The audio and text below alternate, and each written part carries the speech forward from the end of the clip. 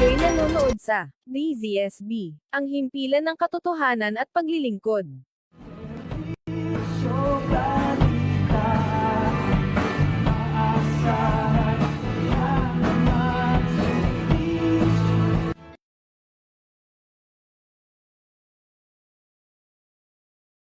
Welcome to my program, Point of View, and I'm your host, RJ Salgado. Join me in the next hour or more as we dig deeper into the issues behind the news, from police accomplishments to the political arenas, from national issues down to local events. We'll get to know our leaders, what they have accomplished, and what their future plans are. And if needed, we'll call out the personalities who need to answer inquiries about various concerns of the people who are asking for accountability, transparency, and performance. On our program, we shall also try to provide assistance in any way possible to our valued viewers who are in need of adequate public service, from legal advice to medical assistance.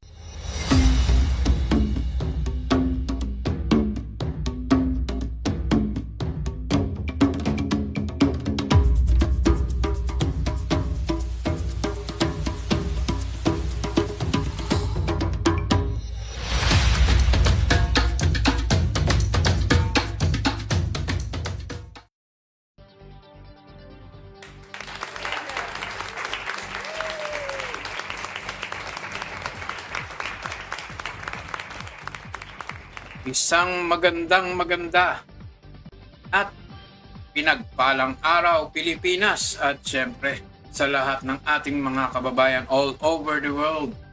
Happy Independence Day. Yan.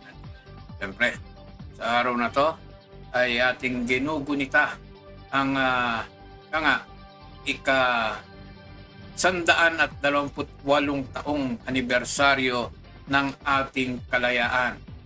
Pero ang tanong, sadya nga ba tayong malaya na?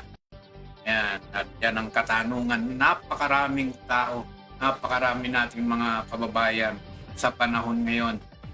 Pero syempre bago yan, welcome po sa programang Point of View. Kasama pa rin ninyo ang inyong lingkod, RJ Alakdan Salgado. Yan. At medyo napahinga po tayo ng 1 linggo mahigit dahil ang inyong lingkod ay kinakailangan na sumailalim sa medical attention. Yan. Pero sa ngayon ay okay na tayo. Hopefully.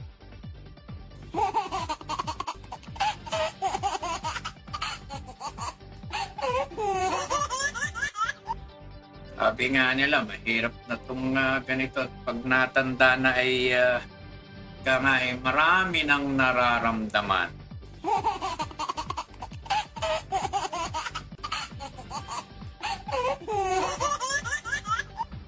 Yan, kaya siyempre, sa ating mga kababayan, yan, ingat-ingat po at pag-alagaan po ang ating kalusugan yan, sa araw-araw.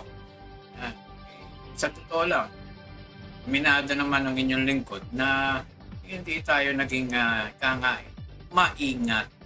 Yan. Siguro medyo may katigasan ng ulo, alam mo na. Ayan.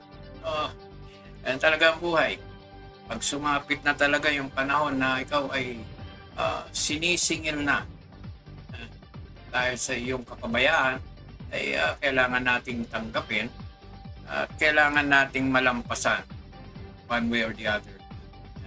Kaya sa lahat ng mga kababayan natin, ang mga may dinadalang mga karamdaman din dyan, ay sana ay malampasan nyo rin ang mga pinagdadaanan ninyong mga karamdaman. Sana ay gumaling tayo. Bigyan pa tayo ng medyo mahaba-haba pang panahon. Naniniwala po ko, ninyong lingkod, naniniwala po na tanging Diyos lang ang nakakaalam kung hanggang saan tayo at kung meron pa tayong mga may mission pa tayo dito sa ibabaw ng lupa. So, ingat-ingat po at alagaan po ang ating sarili. So, sa araw ng kalayaan ngayon ay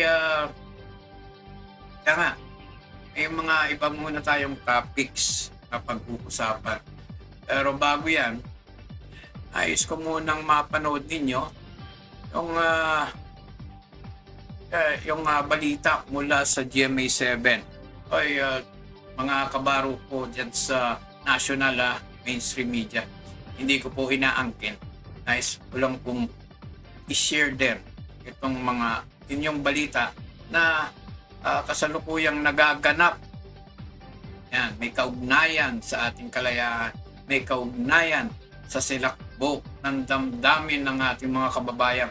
Sawang-sawa na sa mga pangyayari at mga nagaganap sa lipunan. Panoorin po natin.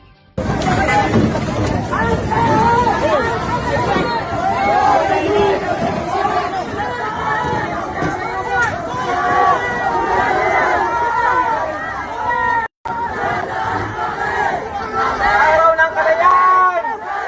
Bakit barbo? Tabi! Tabi! Nadaan kami! Tabi! Tabi! Nadaan kami! Tabi!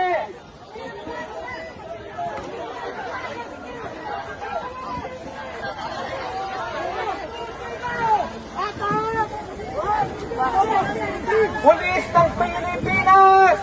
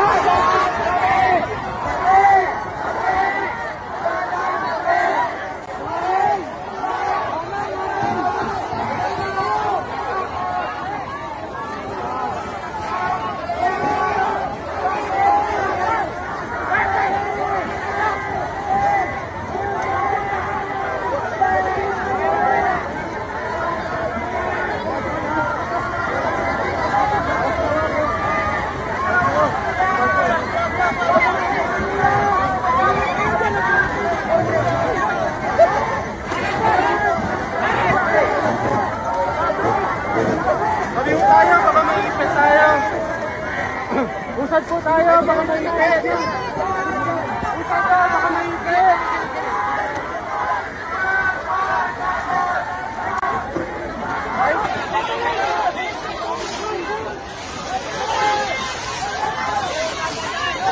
Oh shit!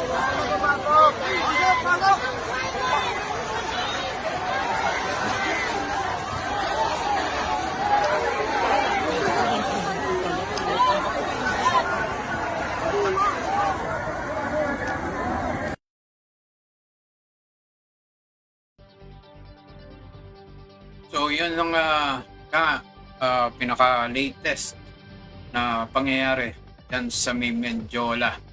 At sad to say, kaya nga sinasabi natin, tayo ba ay tunay na malaya pa rin hanggang ngayon? Hindi naman sa opresyon mula sa mga sa dayuhan. Tayo ba'y malaya? Malaya ba tayo? Ang ating demokrasya ba ay malaya?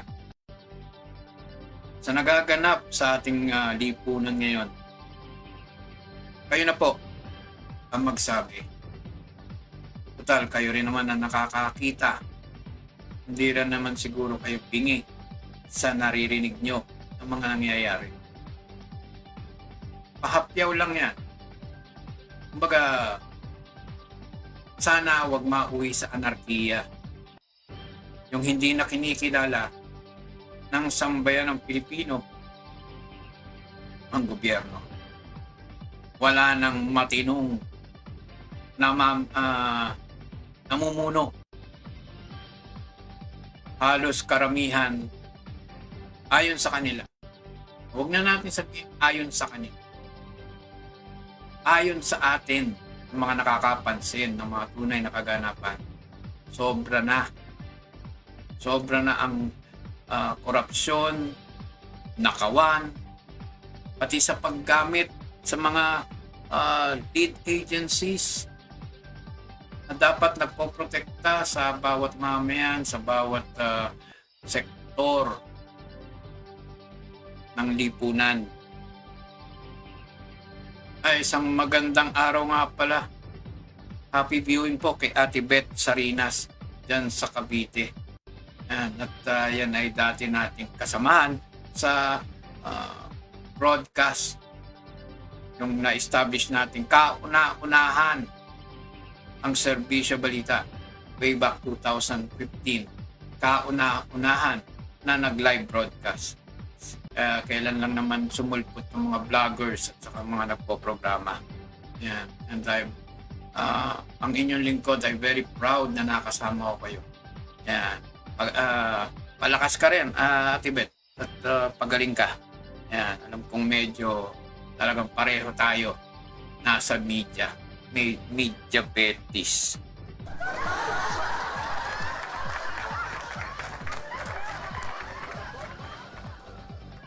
Balik tayo. Sana wag mauwi sa anarkiya ang nangyayari ngayon. Sana may natitira pang katinuan sa pag-iisip ng ating mga tinaguriang lingkod bayan, mga leader ng lipunan, mga leader ng bansa. Yung kaguluhan sa Senado, kung tutusin during my lifetime na nasaksihan ko ang Senado. Tama nga, pangkaraniwan na yung leadership change, pangkaraniwan na yung sinasabing kudeta, pero hindi naging kasing gulo ngayong panahon na to. Kayo, mga giliw kong mga viewers, kayo magsabi, kailan nyo naranasan na ang Senado natin ay ganitong kagulo? Napakahirap paniwalaan na walang pinapanigan o pilit pinagtatakpan, pilit inililihis issue ng korupsyon. Halatang halata. Nasaan na rin ang kredibilidad ng mga ahensya katulad ng NBI na panawagan kay Attorney Matibag. Bakit nagkaganito ang NBI sa pinagkatagal-tagal na panahon?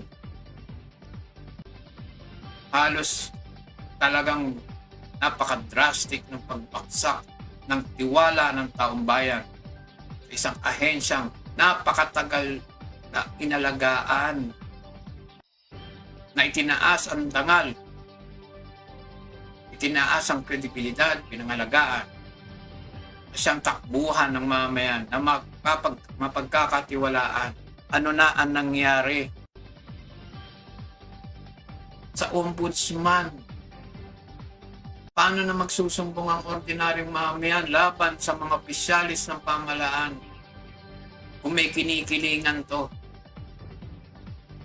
Ang DOJ, ang DILG, ulitin natin. Yan, katulad ng sinasabi ni Ate Beth. Ulitin natin, right from the words ni Bongbong Marcos, ni Mr. Bongbong Marcos. Ako personally, hirap akong tawagin presidente. Dahil katulad ng napakarami, hindi lang siguro libo, baka milyon na ang dismayado sa kanyang leadership. Kaya marapat lang siguro, Mr. Marcos Jr. na lang. Sa kanyang panalita noon sa SONA, ano sabi niya? Mahiya naman kayo. Nais natin malaman. Dapat ba sinabi niya, mahiya naman tayo sa pinagkagawa natin? Tama sabi ni Ate Beth, magkaroon ng kahit konti na lang, konting kahihiyan. Lalo dun sa mga namumuno, sa mga ahensyang pinagkakatiwalaan ng mamamayan noon. Sandigan ng mga mamamayan. Ngayon nagtatanong, napakarami ang nagtatanong. Milyon-milyong Pilipino ang nagtatanong, kanino sila lalapit? Kanino sila magsusumbong kapag may tiwaling opisyal ng gobyerno? O mismong pagsusumbungan, sad to say, halos sinira na nila, winasak na nila ang kredibilidad ng kanilang institusyon, ng kanilang ahensya. Ang natitira na lang ang Sandigan Bayan, ang Supreme Court. Naway sana manatili ang Supreme Court na nasa gitna. Manatiling pinakahuling takbuhan para sa hustisya. Sana wag din mapasukan ng anomalya o ng korupsyon. Kaya nga, panatilihin ang hiya at dignidad ng Supreme Court. Napakahirap isipin na sa panahon ngayon, wala man sumasakop sa ating bansa, wala man tayong mga kalaban at dayuhan, pero mga sarili nating mga pinuno ang siyang sumisikil sa ating kalayaan. Kalayaan na mabuhay, na matiwasay, kalayaan na magkaroon ng boses, kalayaan na magkaroon ng maaasahan at masasandigan ng mga ahensya ng gobyerno. Kailan tayo makakalaya? Darating kaya ang panahon na tayo maging malayang muli?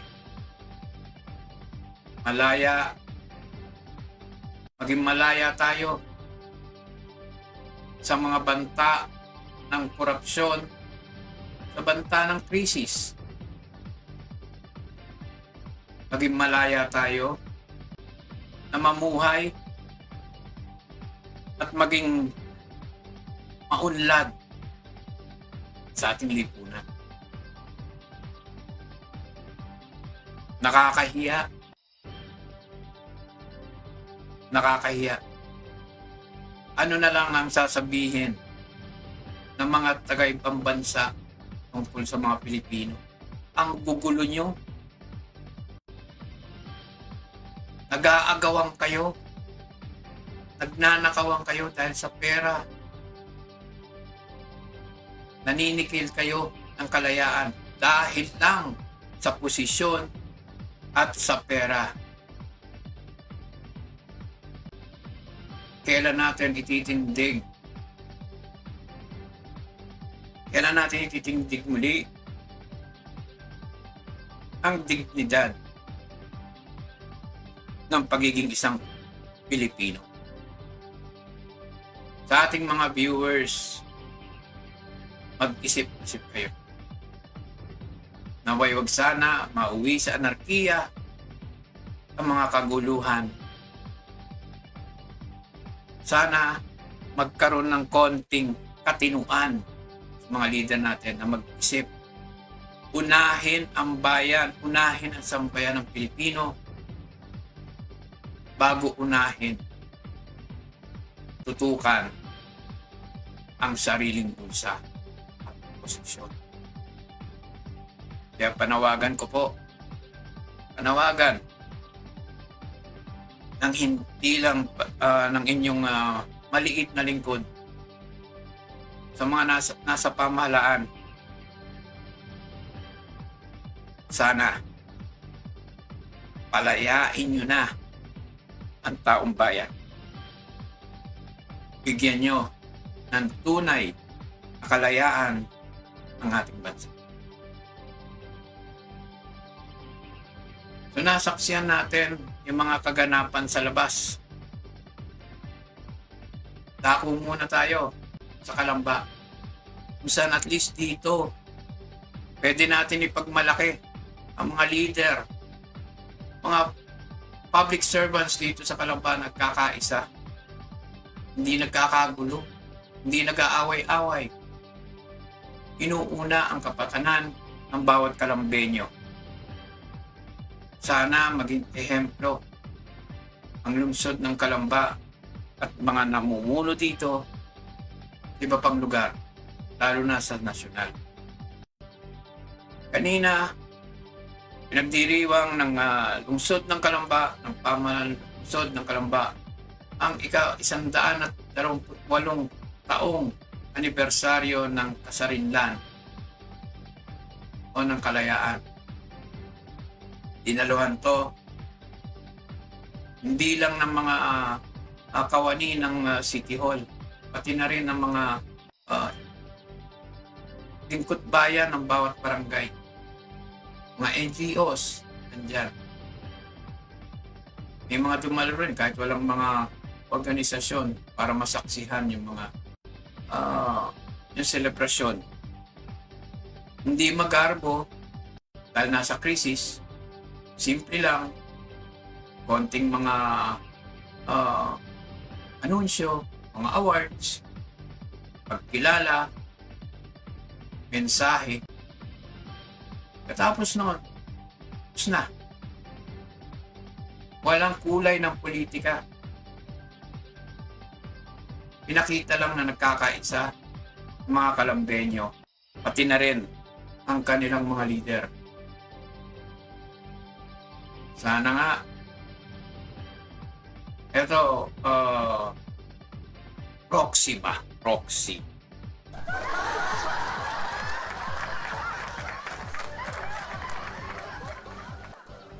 Proxy muna raw si, proxy si Konsehal Attorney Raji Tahara para kay sa kumpanyero niyong si Vice Mayor Attorney Toti Lazaro. Balita natin nasa Japan. So, stay safe, Vice. Yan. So, nandun yung sinasabing victory. Mayor Ros Rizal, Vice Mayor Toti Lazaro, at Congresswoman Cha Hernandez. Lahat sila nagkakaisa para sa Kalambenyo. Mga programa nila, proyekto para sa kapakanan ng bawat Kalambenyo. Sana ganun lahat ng ating public servants nagkakaisa. Para naman kahit paano maramdaman natin tahimik, maunlad ang lipunan. Siyempre, dun sa leadership ng tatlo, kasama dyan ang kapulisan na pinamumunuan ni Police Lieutenant Colonel Dennis de Guzman. He's trying his best kasama ng mga iba pang kapulisan na nasa ilalim ng kanyang command na mapanatili ang Kalamba maayos, tahimik, mapayapa. And in fact, tinaguri ang most safest city sa buong Calabarzon, ang Kalamba.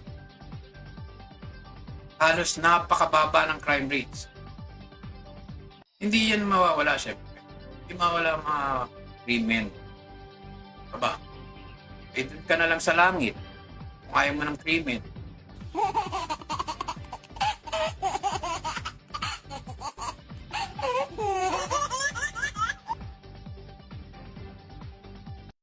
Dahil sa totoo lang, sa laki ng Kalamba, hindi maiwasan na magkaroon ng krimen. Pero yung tinatawag na heinous crime, may napakakarumal-dumal, halos zero eh. At kung may mga nagaganap na krimen, agad nare-resolba. Natututukan kaagad ng kapulisan. Minsan hindi na tumatagal ng 1 linggo, case solved. O nasa korte na. Ganun bilis kapulisan. Dahil siyempre, sabi nga natin, may hiya. May hiya. Sa pamunuan ng kapulisan dito.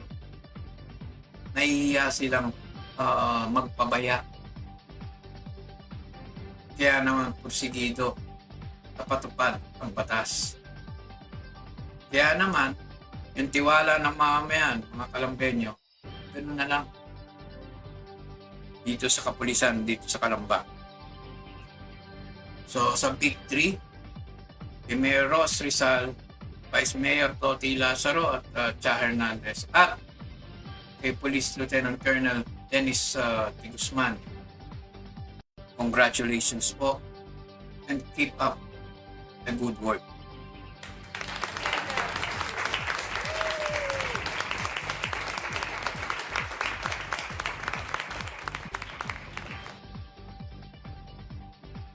So ngayon, madako naman tayo sa ating pinaka-topic ngayon.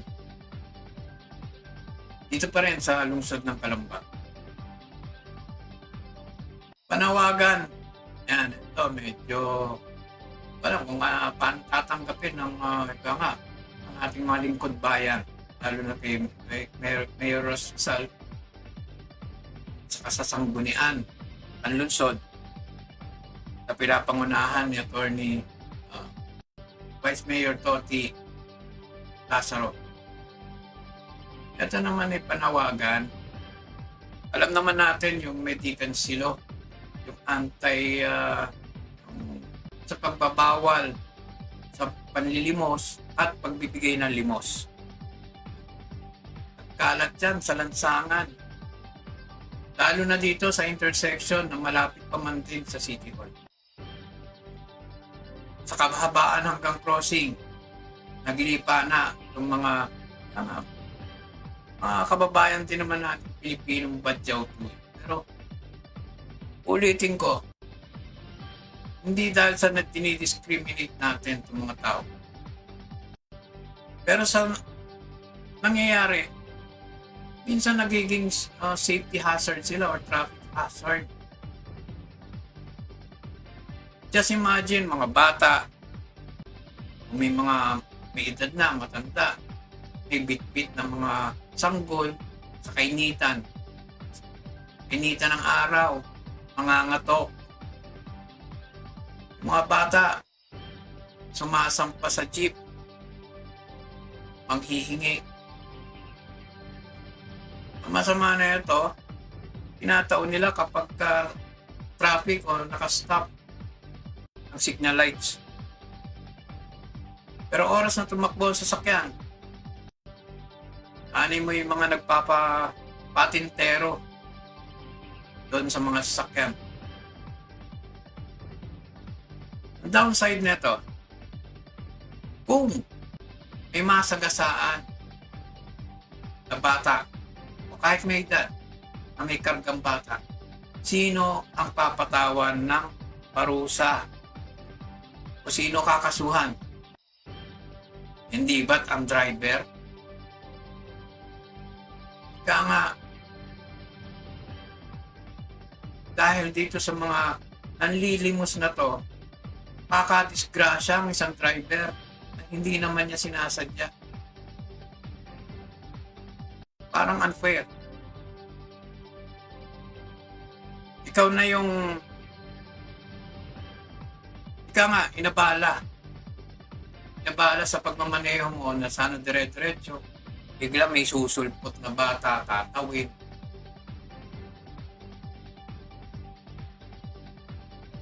Madidisgrasya. disgrasya rin sa driver.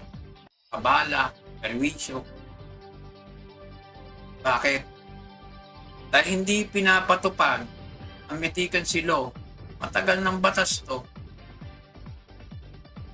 Alalahanin po natin ang lungsod ng Tanawan noon under Sonia Torres. Talaga napagbawal nila paglilimos sa mga lansangan. Totoo lang, mga panahon na yon, kahit hanggang ngayon siguro, dahil bawal nga, walang nanlilimos sa mga badyaw, kung sino man, sa lansangan ng lungsod ng Tanawan. Dito ba sa Calamba, Mayor Ross, Vice Mayor Toti, napapatupad ba ng law enforcement natin ang Meticancy Law? Lalo na dyan sa intersection, dyan sa may alang intersection. Isang katerbang mga poso nandyan. Isang katerbang poso, pero tila parang pinapabayaan lang nila. Hindi nila sinasaway, hindi nila tinataboy, hindi nila pinapauwi. Itong mga badyaw na to, hinahayaan lang nila. Minsan nga, pinapanood lang nila. Minsan nga, nagbubulag-bulagan na lang na nandyan yung mga badyaw na nanlilimos, nangangatok.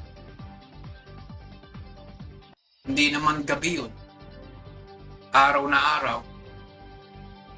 Para sabihin hindi nila napapansin, hindi nila nakita. Ito ang bayan ng mga to, ng mga badyaw, hindi dyan sa may bangko, may 7-Eleven, o kaya doon sa mga gilid-gilid, doon sa may kabilang karsada. Nasa tabi-tabi, nasa lampak sa sahig. Minsan nga, nagpapalit pa nga ng barya sa 7-Eleven para mabuhulang ng mga pinanlimusan. Kaya panawagan kay Meros, panawagan sa Sangguniang, panawagan sa kapulisan, panawagan din sa ating poso. Sana naman maipatupad nyo ang Meticancy Law. Maawa naman po kayo doon sa mga madidisgrasya at mapeperwisyo. May batas tayo. Dapat lang natin i-implement. Hindi naman local na batas to. National law to. Matagal na to. Napakatagal din na panahon. Malimit natin makita ang mga katutubong badyaw nagkalat sa lansangan, nangangatok sa mga bintana ng sasakyan, sumasampa sa jeep. Ay sana naman, yun sa mga nakakapanood, nakakapakinig, dinidiscourage ko po kayo na magbigay ng limos. Dahil eventually, kapag walang magbibigay dito sa mga to, kahit sabihin na natin piso-piso yan, sa tabi na muna natin yung ating awa para naman sa kapakanan ng iba, lalo ng mga drivers na mapeperwisyo, maabala. Huwag niyong bigyan. Yung mga drivers ng jeep, tutusin, pinabababa nga nila yung mga yan. Ang gagawin, kakapit ka lalo. Makita mo, hinahabol yung jeep kapag manda. Kaya biglang bababa, biglang tatalong kapag habang naandar ang jeep. Kapag na-disgrasya yan, sino ang puputukan? E di yung driver ng jeep, yung kawawang driver ng jeep. Sana maisip natin.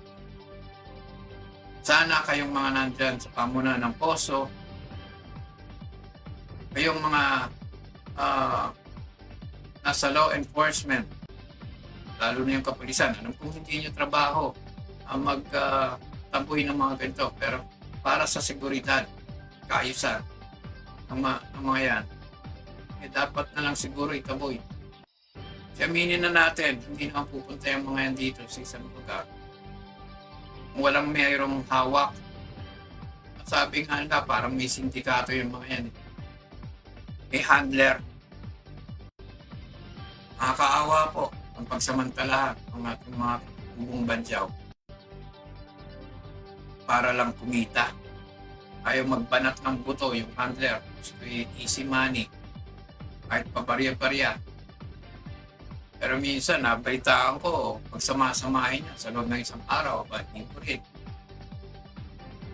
libo rin ang iniingreso sa handler. Ano naman napapala ng mga katutubong badyaw? Pinapakain lang. Binibigyan ng masisilungan bahay. Yan, parang alam ko, nandyan sa papuntang Rungkot, merong inuupahang apartment dyan. Yan, sama-sama yung mga yan. Sana naman matingnan to ng local government ng Calamba. Maimbestigahan, masundan, mapatigil na to. Nakakaawa po yung mga katutubong badyaw. Nakakahiya rin naman po ang lungsod ng Calamba na pinilalang bayan ng bayang sinilangan ng ating pambansang bayani. Magkakaroon ng ganito. Eyesores, pangit tingnan. Sana maisaayos natin ang mga ganitong problema.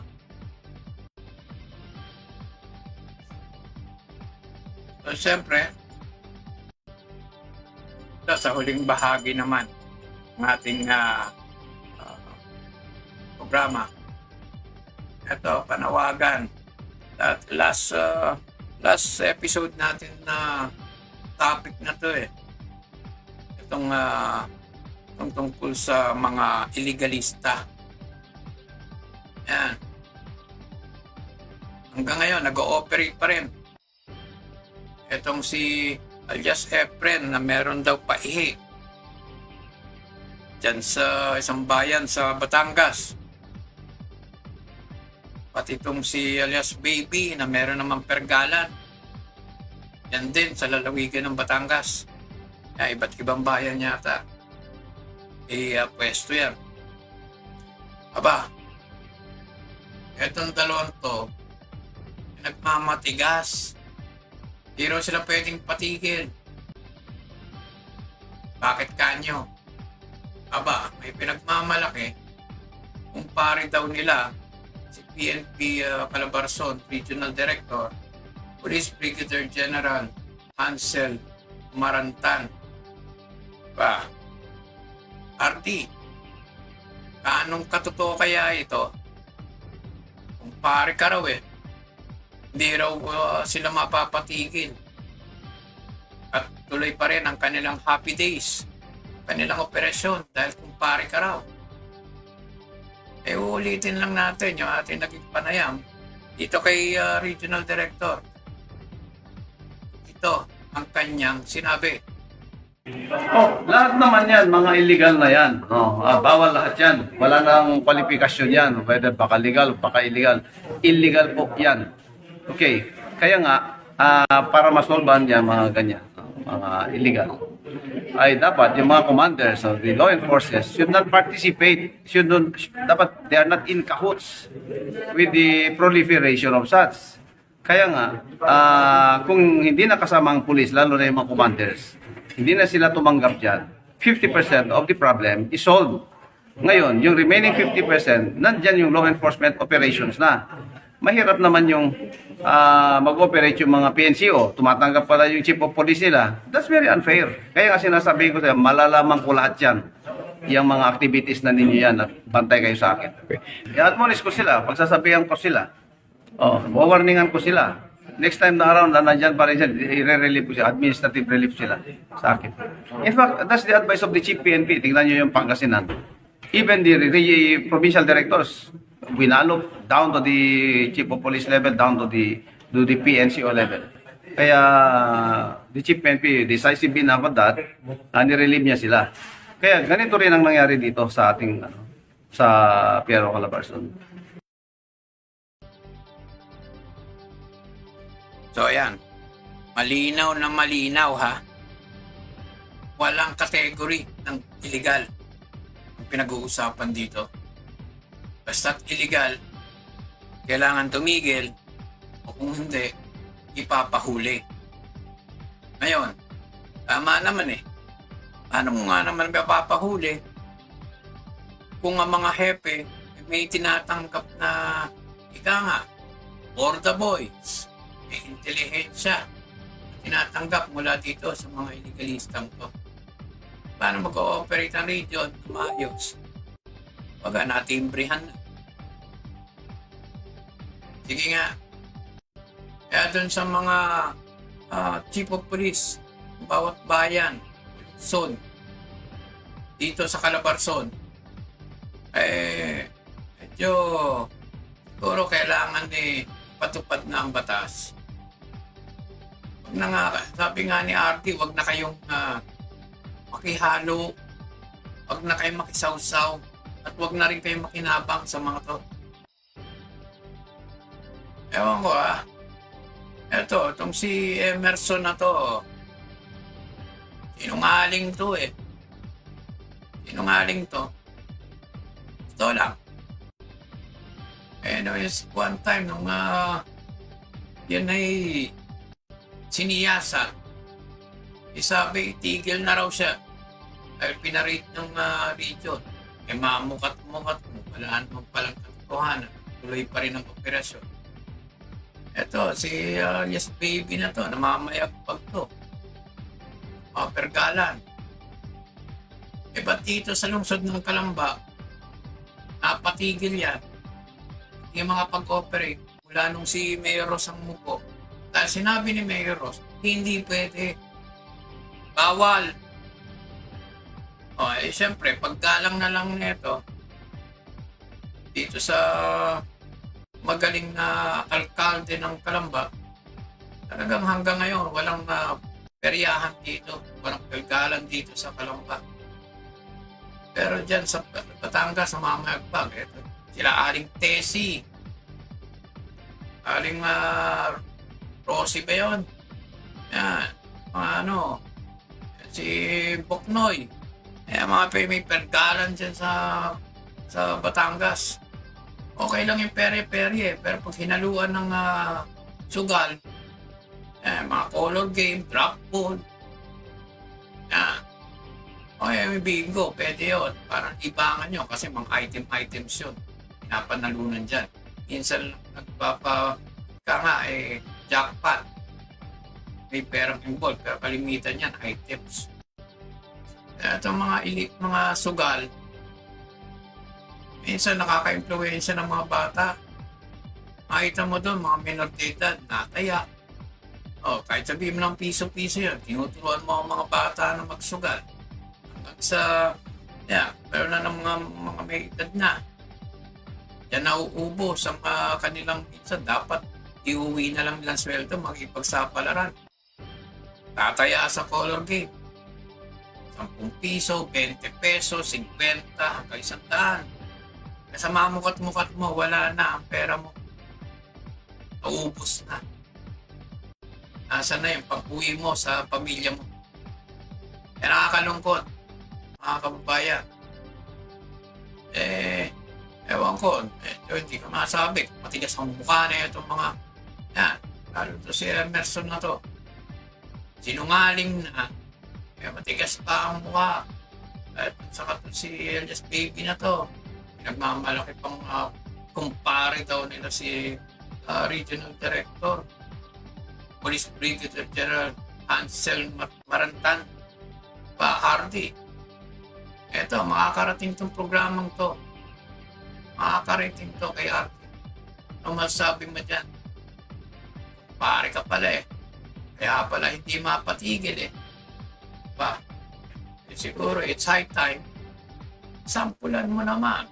Baga, sabi nga ni Presidente Erap noon, walang kumpare, walang kaibigan, walang kamag-anak. Basta illegal. Basta mali. May kakasuhan. Dapat sana ganun. Pero in fairness dito kay RT, napakagaling ng kanyang leadership at marami na rin nagiging accomplishments. Sa anti-crime. Ay sa mga anti-illegal gambling, parang napapafocus lang sa bookies at saka sa mga tupada. Ano naman pwedeng RD, baka pwede naman patutukan din ng mga pergalan. At ito'y lantaran, ito'y mga kitang-kita sa mga lansangan, kitang-kita ng mga bata. Yan. At yan, yung mga paihi, medyo tago. Pero I don't believe na hindi alam ng mga intel ng bawat stasyon yan. Alam nila yan, kilala nila yung mga nag-ooperate na yan. Yan. Masasabi ko, si tigas ng mukha mo, tigas ng mukha nyo, sinungaling pa kayo.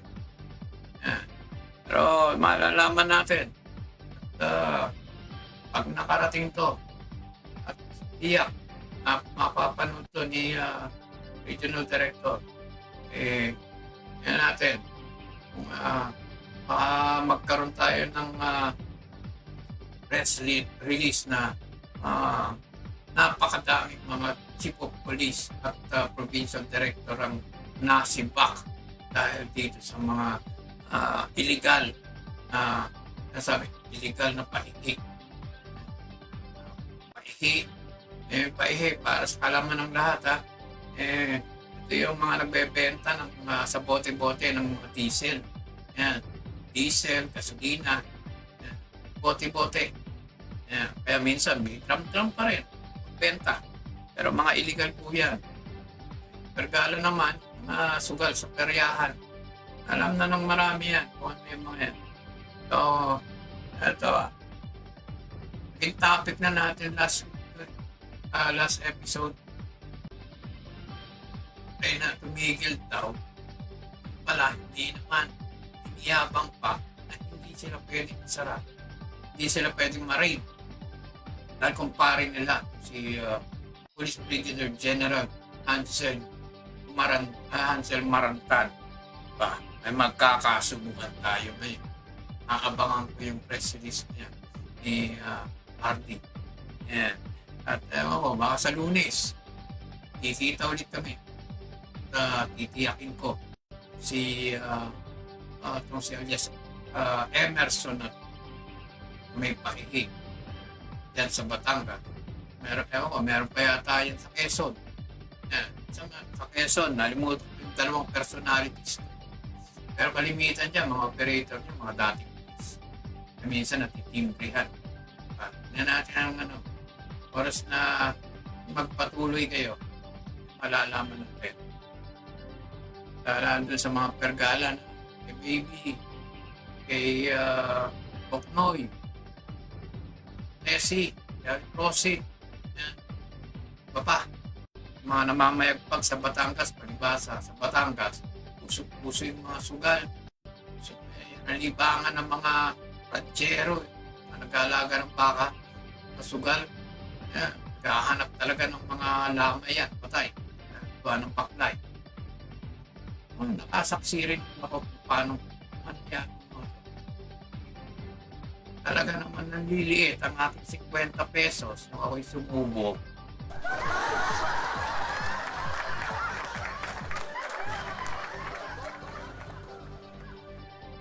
Hindi yung baklay naman yung allowed dyan para sa para naman sa tulong para sa patay. Pero doon sa ibang mga sugal, eto, basahin natin yung isang comment. Si Ate Beth. Sabi dito, ano na yung flood control project na yan? Napakatagal na ng issue na yan. Wala pa rin linaw. Magtatagpulan na naman. Wala pa rin yung mga congressman at senatong nabibilanggo kundi si Jinggoy at si Bong na kusang sumuko. Yan, samantalang ang dami namang pinangalanan na may ebidensya pa at may witness na nagsasabing sila ang nagdala at tumanggap. Ano ba yan? Yung kapalo niyan, ilan lang yan sa mga sentimiento ng ating mga kababayan. Kaya sa ating pag-closing, bago tayo mag-closing nga pala, isang magandang hapon sa aking mga kabatchmates na sinamantala ang holiday. Nandun sila kina batchmate Roland Morales, sila Kiko, batchmate si Arvin San Mateo, may-ari ng Black Dragon Game Farm and Hatchery, si batchmate. Tapos si Armin Salazar ng Kabuyaw. Ewan ko kung dumating yung aking nami-miss na talagang kaya nga ito nakakatawa dahil siyempre high school life, pusong-puso yun mga bardagulan. Aking sparring partner si batchmate attorney Jonathan De Guzman. Kamusta ka na, batchmate? Sayang at tayo may programa ngayon. Sisikapin natin kung sakasakali man baka makahabol tayo kahit saglit sa banding ninyo. Nami-miss ko na talaga kayo. Sana be happy. Huwag masyadong papakalasing. Ayan, ingatan ang inyong kidney. Yan, nadali ang inyong lingkod. Kaya ngayon, medyo retirado na tayo sa sakali man na ako'y papasyal dyan, ako'y hahabol, siguro juice na lang muna.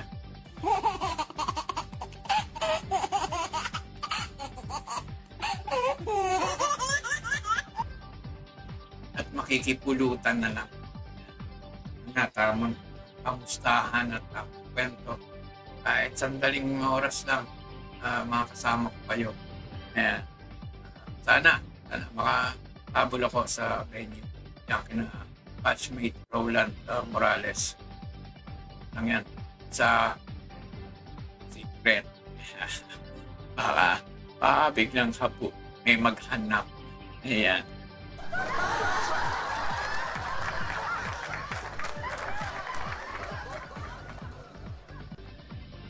Anyways, bago tayo magtapos, ulit ko po, happy